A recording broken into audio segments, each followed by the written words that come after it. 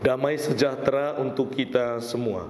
Saudara-saudari terkasih, hari ini Sabtu 12 April 2025, pekan kelima masa puasa.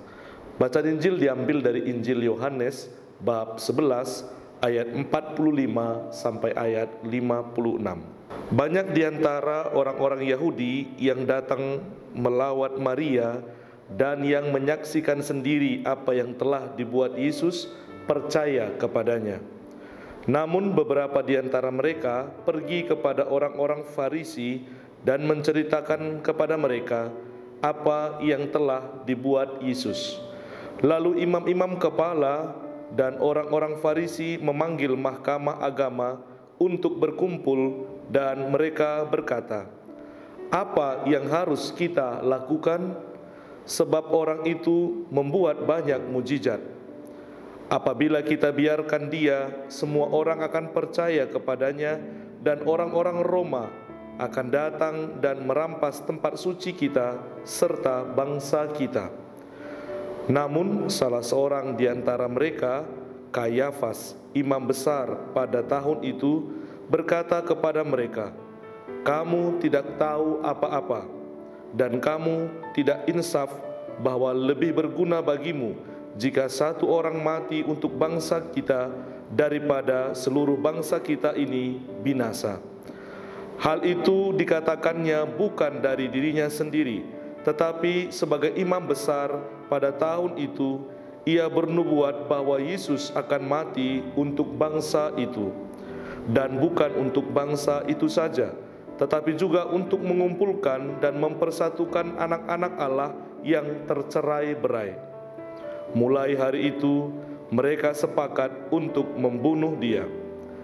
Karena itu Yesus tidak tampil lagi di depan umum di antara orang-orang Yahudi, tetapi ia berangkat dari situ ke daerah dekat padang gurun, ke sebuah kota yang bernama Efraim, dan di situ ia tinggal bersama murid-muridnya. Pada waktu itu, hari raya Paskah orang Yahudi sudah dekat, dan banyak orang dari negeri itu berangkat ke Yerusalem untuk menyucikan diri sebelum Paskah. Mereka mencari Yesus dan sambil berdiri di bait Allah, mereka berkata seorang kepada yang lain, "Bagaimana pendapatmu? Akan datang jugakah ia ke pesta?" Demikianlah sabda Tuhan. Kehadiran Tuhan membawa kehidupan. Saudara-saudari terkasih, Injil hari ini mengungkapkan misteri Paskah, kebangkitan. Sebagaimana benih gandum mati dan kemudian memberi hidup, demikian juga Yesus adalah benih pengharapan yang selalu memberi kehidupan. Penginjil Yohanes menampilkan kebangkitan Lazarus lewat sabda Yesus yang menghidupkan. Dialah kehidupan dan padanya senantiasa kita hidup dan bangkit. Pelan-pelan dalam perjalanan kehidupan kita akan mengerti bahwa pada salib ada kebangkitan dan kehidupan. Namun kebangkitan dan kehidupan yang dibawa oleh Yesus justru membuat orang Farisi, ahli Taurat, dan imam-imam kepala merasa terganggu. Kehadiran Yesus yang membawa pengharapan dan kehidupan menumbuhkan rasa iri dan kebencian dalam hati mereka. Ini menjadi tantangan, cobaan, dan godaan bagi setiap orang di sepanjang kehidupan. Hendaknya sikap demikian harus kita jauhkan agar kita pun tidak terjerumus dalam sikap iri, dengki atas perbuatan kasih, kebaikan, dan kehidupan yang dibawa oleh orang lain. Justru sebaliknya, kita harus mendukung dan bersama mereka yang sungguh membawa budaya kasih, kebangkitan, dan kehidupan. Saudara-saudari terkasih, mengapa para ahli Taurat, orang Farisi, dan imam-imam ini justru tidak menyukai kebaikan, kehidupan yang dibawa oleh Yesus? Cara bertindak para ahli Taurat ini justru merupakan gambaran bagaimana godaan bekerja dalam diri kita. karena di balik itu jelas ada iblis yang ingin menghancurkan Yesus, dan godaan dalam diri kita umumnya bekerja seperti ini. Dimulai dengan hal yang kecil, dengan sebuah keinginan, sebuah ide, ia berkembang merasuki orang lain dan pada akhirnya membenarkan dirinya sendiri. Itulah 3 langkah godaan iblis dalam diri kita, dan inilah 3 langkah godaan iblis yang dialami oleh ahli Taurat. Dimulai dari hal kecil, lalu bertumbuh, berkembang, lalu menulari orang lain menjadi bagian dari dirinya, dan akhirnya membenarkan dirinya sendiri bahwa lebih berguna bagimu jika satu orang mati untuk bangsa kita daripada seluruh bangsa kita ini binasa. Ini adalah pembenaran yang total, dan semua orang pulang dengan damai.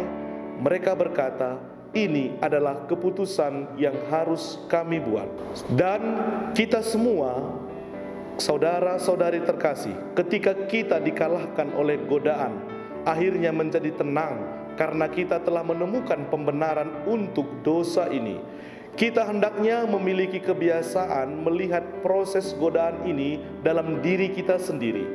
Proses yang mengubah hati kita dari baik menjadi buruk, yang membawa kita ke jalan menurun dan menuju kepada yang jahat. Sesuatu yang tumbuh dan tumbuh perlahan, lalu menulari orang lain dan akhirnya membenarkan dirinya sendiri.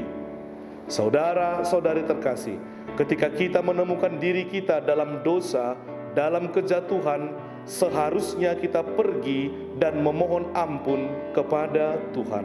Kehidupan Yesus selalu menjadi contoh bagi kita, dan hal-hal yang terjadi pada Yesus adalah hal-hal yang akan terjadi pada kita, yakni godaan dan cobaan.